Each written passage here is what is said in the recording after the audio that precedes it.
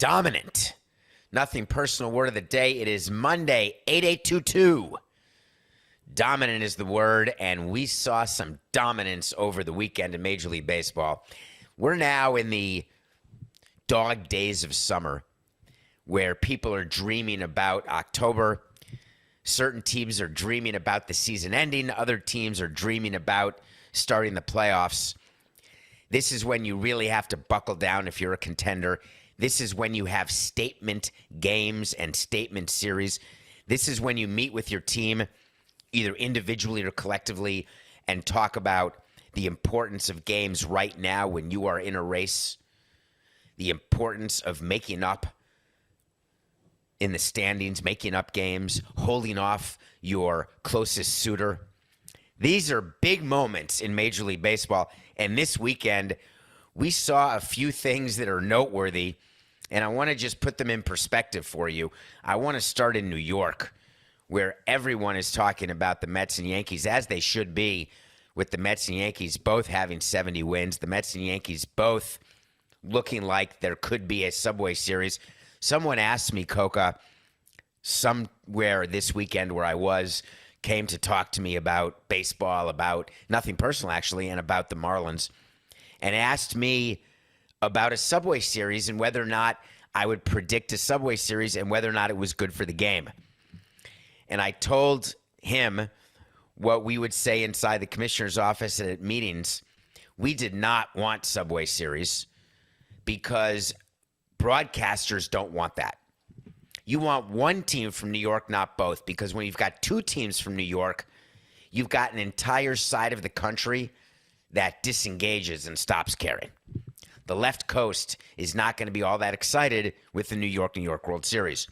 When they had their Subway Series in 2000, that was the first year I was in the game, and that's when I learned it, when Bud Selig explained that he was unhappy with that Subway Series. So, do I think there'll be a Subway Series? It's not impossible. As a matter of fact, the Mets currently have a better chance than the Yankees in my mind. Did you watch Jacob deGrom yesterday? Now, Coca's a Mets fan, so I assume that he was spending his entire Sunday watching baseball, watching the Mets take 4 out of 5 from the second-place Atlanta Braves. But I wasn't as focused on the series while it was a statement, and the Mets extended their lead to 7 games in the loss column, and it's their biggest lead that I can remember that they've had this season since Atlanta started playing so well. Doesn't matter. I'm much more focused on Jacob deGrom and Max Scherzer and what it means to have two aces who are healthy at the top of your rotation come October. And we are far from October. So the dominance that you're seeing in Jacob deGrom and Max Scherzer, it's noteworthy right now, but it's also early. These guys have to stay healthy through August, through September, and through October. You remember last year, Max Scherzer got a tired arm in the World Series with the Dodgers, and the Dodgers eventually lost to the Braves in the World Series. Dominance in August is fun, but I'm paying attention to what they're doing, what the front office is doing with these pitchers. These guys are not, what's the expression? This is a Monday morning mind bender mind. They are, whatever, Coca. Ready? 4, 6, 9. The front offices are paying very close attention to what's happening with Max Scherzer and Jacob deGrom. They are no spring chickens. Max Scherzer just turned 38 years old. Jacob deGrom just came back from injury. He's on a pitch limit. The game he threw yesterday, everyone was all excited. CBS is ramping up for breaking news, and so is ESPN. MLB Network's ready to cut in. Perfect game for deGrom through 3, through 4, through 5. Everyone's excited. Luckily, he gave up a 2-run homer, I think, and was taken out of the game in the 6th and lost the perfect game on a walk and then lost the shutout and the no-hitter. The front office was rooting for deGrom to give up a hit and a walk because they were going to pull him anyway. You know my view of pitch counts in general. We baby our pitchers way too much. We do not prepare them to throw innings. Therefore, they don't throw enough innings during the course of a career. Therefore, their arms are not built up. Therefore, we don't let them go through the lineup. Therefore, we have to rely on the bullpen. Therefore, we have to spend money on the bullpen. And it's the circle game. But in Jacob deGrom's case, when you've got a pitcher who you know is injured, this is what I was taught. And it was a pretty good analogy, and you know my view of guns. But here was the analogy. Every pitcher, this is actually, Coca, you can decide if you keep this in, but there's two ways that it was described to me. Every pitcher has a certain number of bullets in his arm, and every pitcher has a certain number of eggs in its body. You know how women have a certain number of eggs when they're born, and that's the number of eggs you have. That's it. Well, you can use the gun analogy or the female analogy. It doesn't matter. The fact is that's exactly how it works with pitching. It's not like there's regeneration. Your arm can only throw a certain number of pitches. When do you want to use them?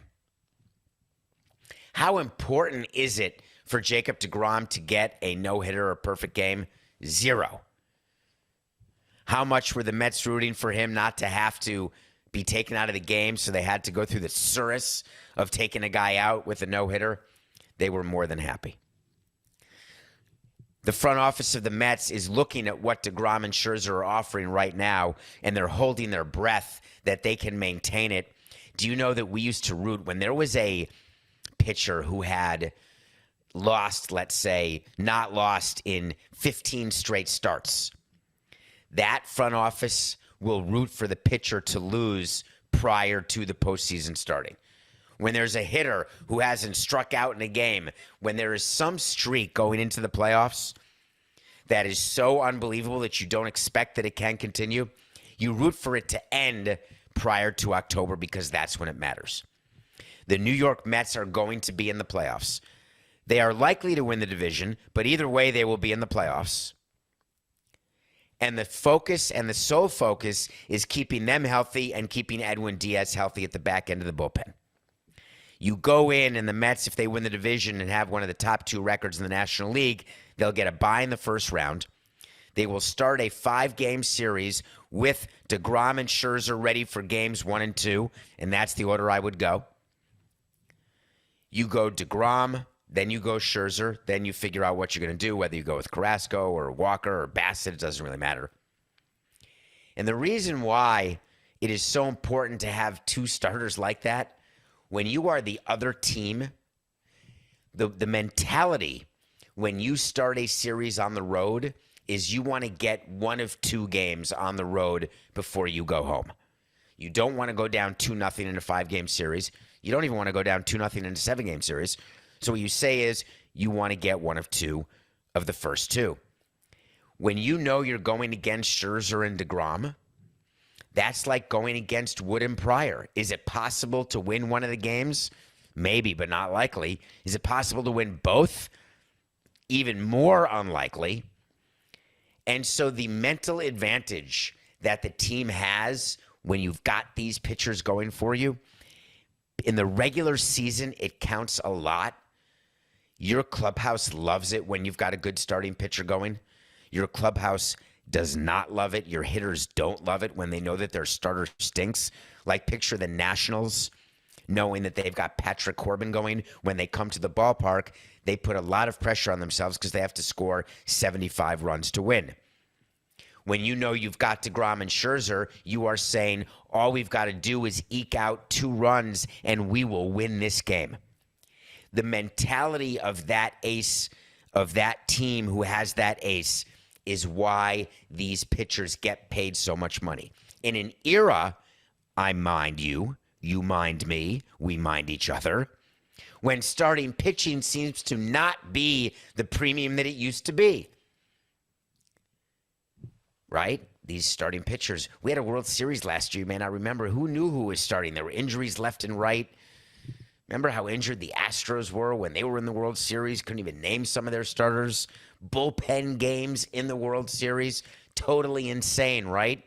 But does that mean that that is a tenable solution? That's not what front offices are saying.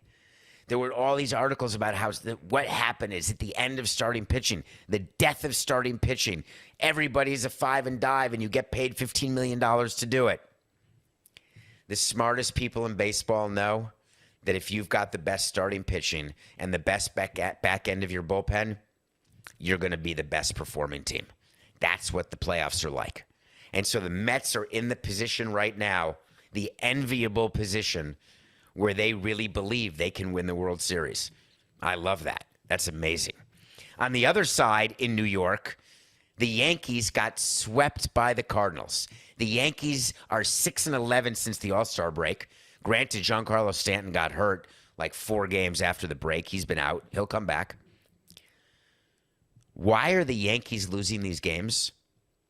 Jordan Montgomery, by the way, shoved it up their keister as a member of the Cardinals. The guy, there's nothing worse. This has happened several times in my career. When you trade a guy who then faces you immediately, or you trade for a guy who's going to be facing his old team, nightmare scenario. When you're watching that as an executive, you are rooting hard against the player who used to be yours, who you traded. I will never forget in 2005, if you look this up, Coca, you will find that we released Al Leiter, and he signed with the Yankees. And his first game after we released him and he stunk for us, he pitched on national television on a Sunday night, and he was dominant. And we're sitting watching the game, getting yelled at by the owner. How did we let him go? How is he all of a sudden this good? What are we doing wrong? Get rid of our pitching coach. Blah, blah, blah, blah, blah. Going crazy. So you think that Steinbrenner and Brian Cashman were not rooting against Jordan Montgomery when he pitched for the Cardinals against the Yankees only minutes and days after being traded? Well, I think he went 5+ shutty. And the Yankees lost yesterday again in a slugfest to the Cardinals. So when they're hitting, they're not pitching. When they're pitching, they're not hitting. Is there panic in the Bronx? So once the trade deadline passes and there's no more trades that can happen, which is what it's like now, there's no August trades anymore. Once you know that anyone on your roster now, they're the only people eligible to be on your playoff roster. Do you know how much time Brian Cashman and Hal Steinbrenner sit around talking about what if? Do we need that? Should we get this? They don't. They know the exact bed they made because all 30 teams are lying in their own bed. When you look at the Yankees lineup, it's imposing by name, right? Having Aaron Judge is pretty amazing, MVP. Likely MVP along with Ohtani. Josh Donaldson, that guy won an MVP. He's hitting .220. DJ LeMahieu, yeah, he was good last year. The Yankees lineup is fine. It's by no means the best lineup in baseball. The starters they trotted out against the Cardinals, fine. Herman, fine. Nothing to write home about. But the Yankees have won 70 games, people will tell me. How are you not seeing that they're the best team in baseball? Only because I've been saying it for all these months, getting railed by all of you Yankee fans. That is heresy that you're talking that way. All right. The only thing I will mention, though, is that a 5-game losing streak, it's not a thing. People in the front office, the president of the team, the GM, they don't focus on it at all. The Marlins in 2003 had a long losing streak in August and ended up winning the World Series. Al Leiter, Coca's telling me, I didn't say he pitched against the Marlins in 2005. He pitched for the Marlins in 2005, and then he went on national television for the Yankees right after we released him. His first game was against Boston. He pitched great. Oh, he did stink the rest of the year? He had one good game and that's it? That's funny. I only remember his one good game. Now, that's funny how the memory goes. He had a 6 ERA the rest of the year for the Yankees. Did they let him pitch that entire year? Or did they release him too? I can't even remember. God, he was supposed to be so good for us in '05. Supposed to be the veteran in the rotation. He was supposed to be the guy who came in and made it so we could win our second World Series in 3 years. We had the whole lineup ready to go. We had Delgado. God, until 2012, that was the most disappointing season ever. It reminds me, though, of what's going on a little bit in New York. They've got a team that can do it, but they just... Here's the thing. Here's how it works. When you believe what you read about yourself and only the good part and not the bad part, it's going to cost you. I wonder whether the Yankees got caught up or Brian Cashman got caught up in all of the talk of how good they are and how dominant they were and how exciting it is to have Aaron Judge and the type of season he was having and the signing of Garrett Cole, et cetera, et cetera. I wonder if they actually got caught up in it. So the Yankees lose 5 straight, get swept by the Cardinals. We talked about the Mets, and I'm going full Vanessa Williams and saving the best for last. Did you see what happened with the Padres over the weekend? The San Diego Padres, who brought in Juan Soto. They brought in Josh Bell. They brought in Brandon Drury, like the last 2 names are these great trade deadline pickups. It is their World Series odds. Breaking news. They're now 4-1 to win the National League. They're down to whatever they are to win the World Series. 10-1, 8-1, 6-1, 4-1, 6-9, 9-6. They just got swept by the Dodgers. Big deal. It's the Dodgers. Best team in baseball. Maybe. Best team in the National League. Maybe. How many times do we have to tell you that trading for Juan Soto does not mean that you are going to the World Series and winning the World Series? Look no further than Anaheim, where you have 2 of the 5 top best players in baseball, and they're not even going to win 81 games. They're not even going to make the playoffs. Have you looked at the standings where the San Diego Padres are a game and a half away from not being in the playoffs at all? Forget winning the LCS or going to the World Series. And the only reason they're a game and a half up is because the Brewers haven't won a game since they traded Josh Hader. They won 1 game. Did you see, this is not in the rundown, but side note, did you see Mark Antonaccio, who's the owner for the Brewers? He gave an interview about the Josh Hader trade. And he said during the interview, listen, you may think I'm this meddling owner, but I get spoken to by David Stearns, my president of baseball operations. When he comes to me and tells me he wants to do something, I tell him, go ahead and do it. And he said he wanted to do this.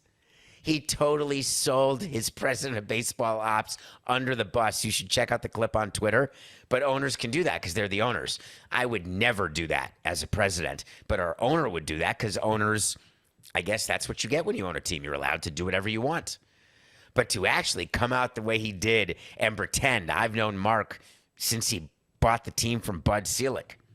Mark cannot pretend that he just sits next to the dugout and cheers and stands up and yells and doesn't know one thing that's going on and waits for his GM to tell him what's happening. And he dropped the name not just of David Stearns, but also in this clip, Matt Arnold, who's a guy that I interviewed.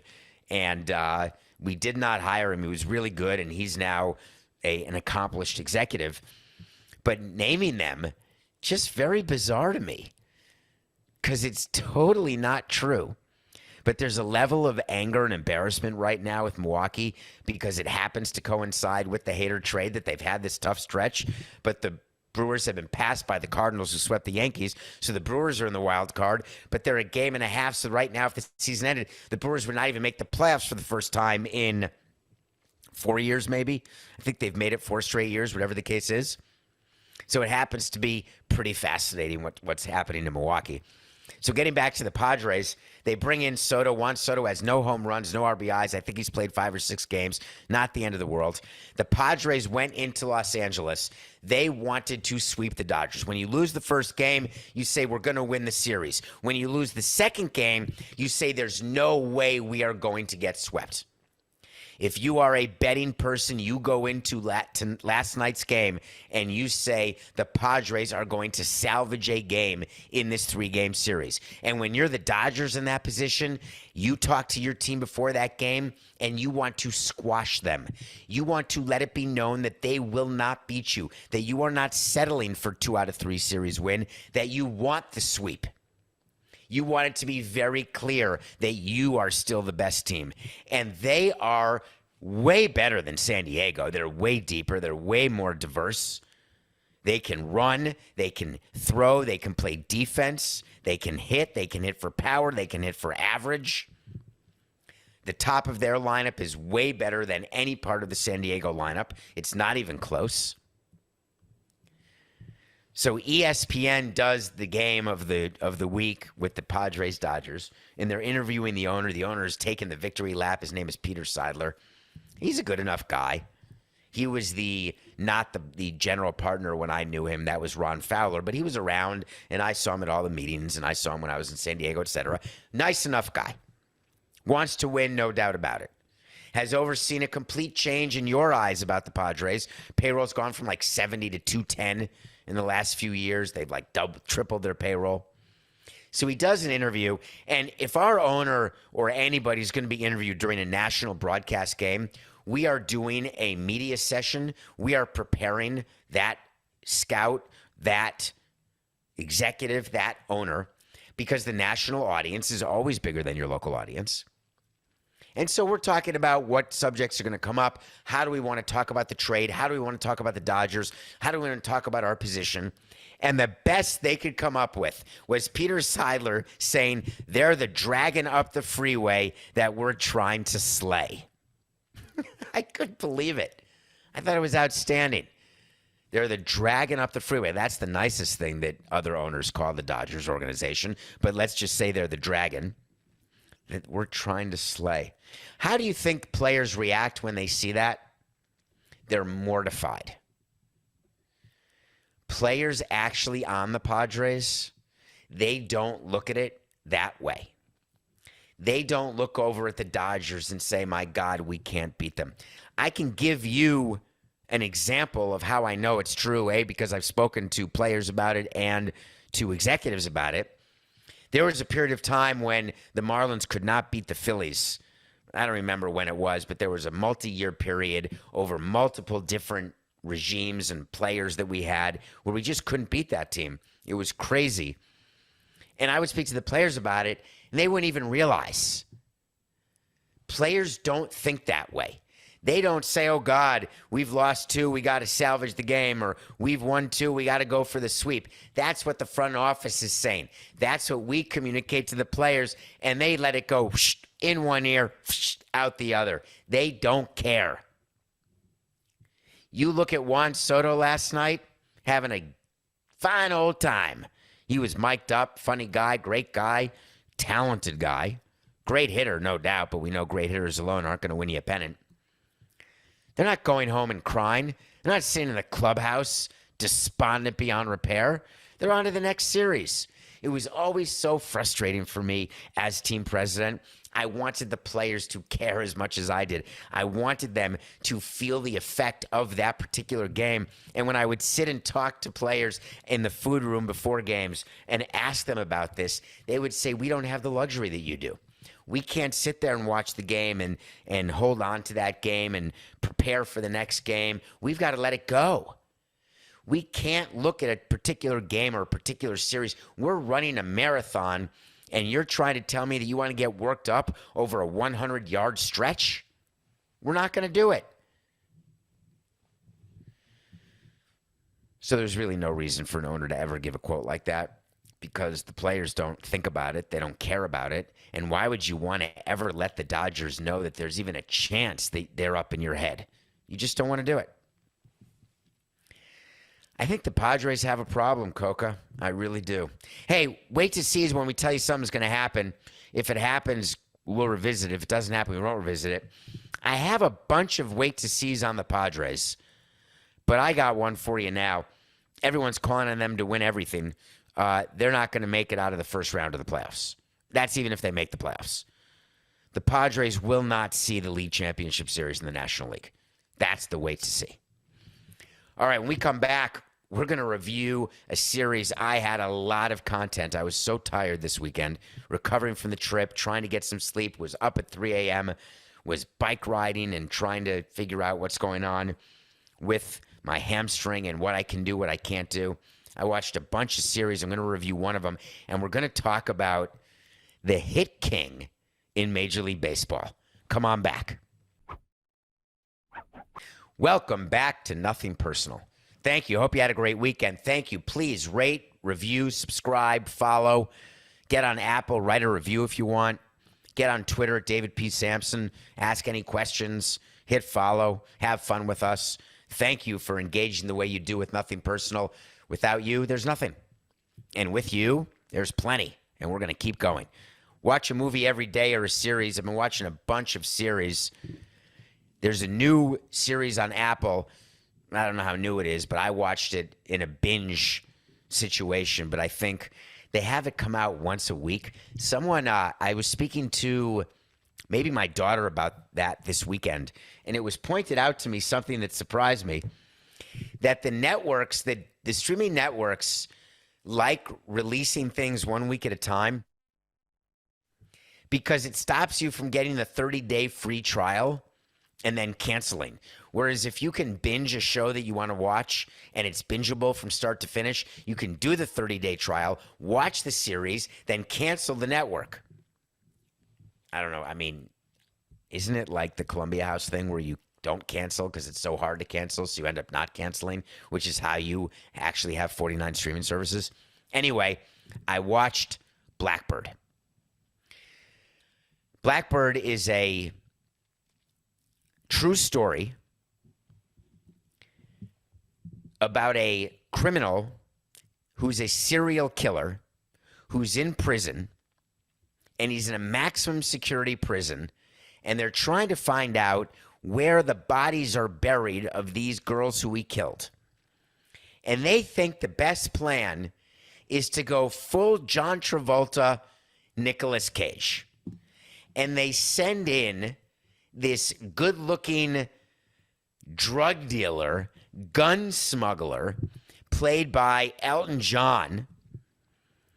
His name is actually Taron Egerton. He played Elton John in Rocket Man. I assume Taron took some juice before he took on this role, because you don't get that body from push-ups and sit-ups, by the way. And I'm not criticizing it. I'm in. But let's be honest. You and I could do that all day long, and we're not going to look like he did in this movie, in this limited series of 6 episodes. So this guy's in prison at a minimum security prison. The FBI comes up to him and says, hey, I got a plan.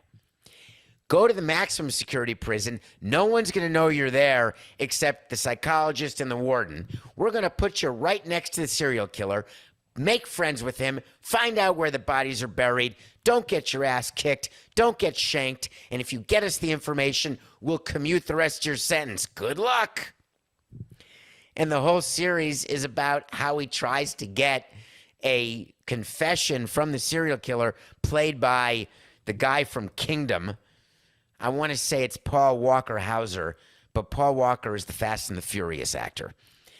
David Paul Hauser, Paul Walter Hauser. Yes.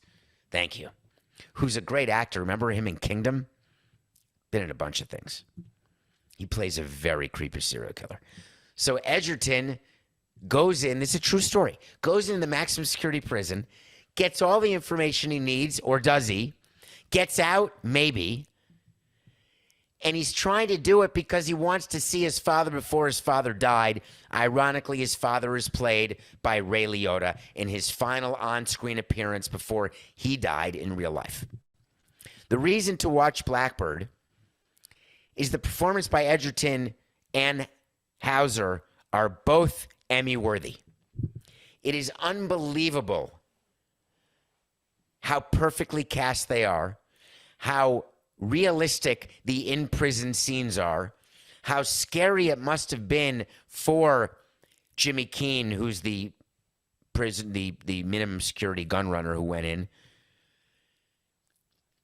how dangerous it was, and how crazy the FBI is, because they don't really care if Jimmy Keene gets killed, doesn't get killed.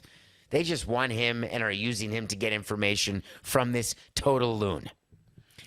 It was not even 6 hours. Each episode was maybe 48 minutes. 6 episodes. It's a 1-dayer if you don't sleep a lot, 2-dayer if you do. And watch for Ray Liotta's last performance because you owe it to Ray Liotta to do that. And he was fine. He plays the father. If he weren't dead, it would not be a noteworthy Ray Liotta performance. But he is dead, therefore it is. But you're watching it to get inside the mind of a serial killer and how people can be manipulated, both the FBI and a serial killer. It's called Blackbird. Blackbird dancing at the edge of night. That's the song that was in Across the Universe, sung by Evan Rachel Wood. Yes, of course, that's also a Beatles song. Apparently, blackbirds circle around dead people. Spoiler alert, I don't know whether that's true. I don't know if that's just a myth. I don't know why the series needs to be called that, but you find out why late in the 6-episode arc, and it's not even germane to the action or to the plot or to the result. And Blackbird reminds me of the song so much that I found the title distracting. All of that said, make sure you watch it. When you have a microphone, one of the things they teach you in Don't Get Canceled school is that you've got the responsibility of the microphone and that it's always live. That's what you're taught when you're going to be a public figure and you're going to do interviews. You're always on the record and mics are always hot. Now, when you're on set, when you're in different places, they'll say in your ear, your mic's hot. But guess what? When your mic is cold, people in the production and the control room still hear what you're saying. When you've got a microphone, you just got to watch your mouth. Pete Rose was on a hot mic this weekend, and everyone on the internet, on the Google, on the Twitter, on the Instagram, they're like in a frenzy because Pete Rose said SH*T and C, the OC word that is the name for, is it a male rooster or a male chicken? Whatever it is. It's that thing that you do watching things fight, that word. So Pete Rose is on the air as an octogenarian because he was celebrated as part of the 1980 championship team in Philadelphia. And the reason why this is such big news is for the first time since his suspension, Pete Rose was on a baseball field. Pete Rose was introduced as part of the 1980 team. He got a standing ovation from the 7 people who were in the stands during the introduction. And this was a big deal, but not really. Let me take you behind the scenes of Rob Manfred making the decision along with the owner of the Phillies, John Middleton. They went public saying that they spoke to other members of the 1980 championship team. They asked other members, are you good with having Pete Rose as part of the celebration? Pete Rose, as you know, not just is suspended for gambling. Pete Rose was accused of having sex with an underage girl. He claims that it was consensual and that she was overage. There's a claim that she was underage, but it was in Ohio, not in Ohio, partly in Ohio, only in Ohio. Whatever the case is, his teammates wanted him on the field. And Rob Manfred has spent countless hours dealing with the Pete Rose situation. We gave him a solution. We were in his office at 245 Park Avenue. And we were talking to him one day about the Pete Rose situation. And the suggestion was, we said no front office is going to hire him. So you don't have to worry about that in terms of his suspension. No one is going to have him in the dugout as a coach or as a manager. No one's going to have him as a general manager. He won't even be a special assistant. But why not allow for him to be reinstated for the sole purpose of the writers deciding whether they're going to put him in the Hall of Fame? Because the big discussion around Pete Rose is whether or not he should be in the Hall of Fame. He's not eligible to be in the Hall of Fame because he's on the suspended list, the permanently suspended list. every time he tries to come back, and it's like a parole hearing, it's like Red in Shawshank Redemption. He goes in and just says, no matter what I say, you're not giving me parole. See you later. And then one time, all of a sudden, Red is paroled. So Pete Rose goes in, and Rob Manfred pretends, and Bud Selig, they pretend they read his appeal, and they don't, and they just have someone else read it and then deny it. But you do not have to allow him back in the game, but you can take him off the suspended list, and therefore he would then become eligible for Hall of Fame. So the owner of the Phillies calls up and says, listen, right now he's not allowed to be in a major league park. How do you want to play this? And Manfred gave a one-off exception for Pete Rose to be at this celebration. That is not, people are saying the Philadelphia owner is the one who did this. His presence, Pete Rose's presence, was only due to Rob Manfred. But does that mean that he's now eligible for the Hall of Fame? No. Does it mean he's going to have his suspension overturned? No. Pete Rose has done more to damage his chances since he got suspended than any action he took before he got suspended. And it's not because he goes to the Hall of Fame and sells autographs in both Vegas and Cooperstown. And it's not because he acknowledges the fact that he gambles now and didn't really gamble then, but he did gamble on baseball, but never against his own team. Whatever the case that Pete Rose always says, he always seems to be stepping in it. Who exactly is advising Pete on his reinstatement plan? Who is advising Pete how to talk, how to answer questions? My experience with Pete is that nobody's advising him because he doesn't want to listen to anyone. He had a great quote. He had a really good quote just last night. And the quote was, I tweeted about it actually. It was something about, he was being asked about the sexual issue that he had when he was in his 30s and she was in her teens. And he said something like, that was 50 years ago, babe. And people were very critical of that. And I tweeted some Sonny and Cher reference to it.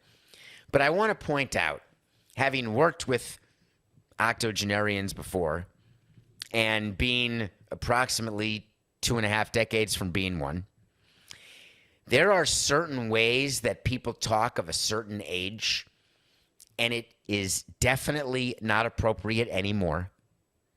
Times have changed. These people don't. And for them, they don't mean to be or sound racist or misogynistic. They just are racist and misogynistic. But it's not because he says babe. It's because of all the other stuff. So when we focus on a word that's used by people, of course, I'm not talking about the trigger words that are out there. I'm talking about where people say, do you remember Tootsie, the movie? I may be aging myself. Levitard would know what it is. Dustin Hoffman, Dabney Coleman. And Dabney Coleman would always refer to the women on set. He was the director of a soap opera. He would always call them things like babe or darling or Tootsie, like come do this. And back then, women would take it. But Dustin Hoffman, as a man dressed as a woman to get a part, would not allow himself to be spoken to that way because he recognized it was wrong. But the people who talk that way, it's just different. It doesn't make it right, but at least try to understand. Now, the good news is we are a mere 20 years away. Let's say it's 20. Let's say, hopefully, for everyone who's 80, they live past 105. But let's just say 20 years away. People my age and younger, so I'm 54, so everyone sort of 60 and below, we don't talk that way. We don't have expressions that get misinterpreted.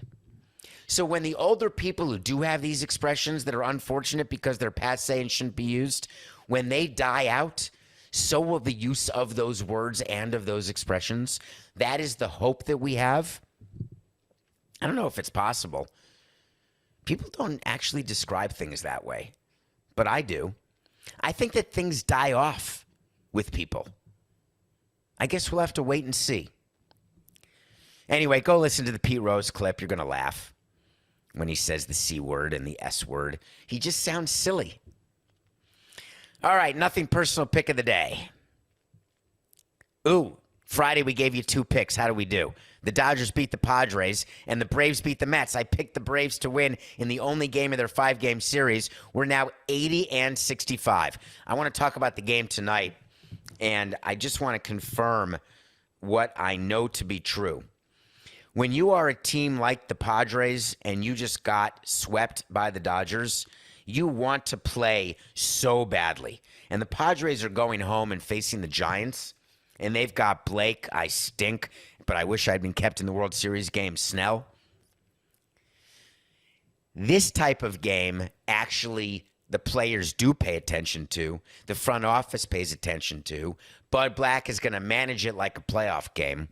The Padres have got to win this game, and we are all over them. You want to rebound from that Dodgers series. You want to forget about it as quickly as possible, and that will happen tonight. Padres over the Giants as we are 80-65. All right, I want to end today's show talking about Kareem Hunt and spend a few minutes on that, if you will indulge me, because I have had it. Kareem Hunt is a abuser of women. Are we clear? Kareem Hunt was released by the Chiefs, saved by the Browns, paid money by the Browns way before Deshaun Watson. So it should be very clear where Cleveland is when it relates to players and their treatment of women. This should not be a, oh my God, moment. The Browns have changed. The Browns gave him a 2-year, $12 million contract. The guy didn't deserve to play another down in professional football, but we already know that the NFL could care less about bad behavior by its players. Kareem Hunt should spend his life thanking Cleveland ownership, GM, and fans. And this weekend, he asked for and demanded a trade.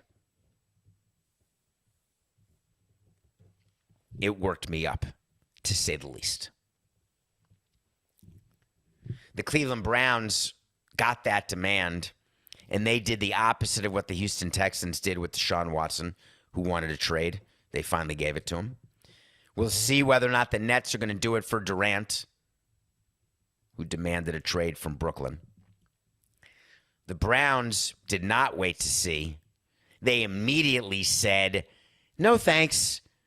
You might want to come to practice now and get your reps. Otherwise, you're going to lose money. And Kareem Hunt said, I guess I better get back to practice. Do you know why teams choose to say yes to some desires or wishes to be traded, and they say no to others? There's one particular reason. It has to do with the fame and the skill of the player, and it also has to do with the power of the player. Just keep in mind that Kareem Hunt is not a star. Kareem Hunt has probably played in half the games for the Browns. He's not even their number one running back. He is not someone who the fans will rally behind in his desire to either get out or get into a place. So when a player who does not have that sort of PR leverage or social media power asks for something, you are more often than not going to say no, because you do not want to make the player empowerment worse than it already is. When, however, it is a player of great stature, like a Durant, like a Deshaun Watson, you actually have to acquiesce and indeed attempt to trade that player, though acknowledging you are going to get full value for that player. You are not going to give him away, which is why the Nets haven't traded Durant yet. They're not going to give him away. They don't need to, but they are going to respect it, try it, and then build up the evidence to the fan base. Hey, We heard this guy. We appreciate it, though we're sad about it. We just couldn't get it done. Don't hate him. Don't hate me. Come to games. Cheer for the player. Those are the power players. The Kareem Hunts of the world? Find me 10 fans who are going to stand up and say, I can't believe that you didn't take care of Kareem Hunt and what he wanted. Nobody will. So even when it comes to players demanding trades, it's just business. Welcome to Cleveland, because you're staying. It's nothing personal.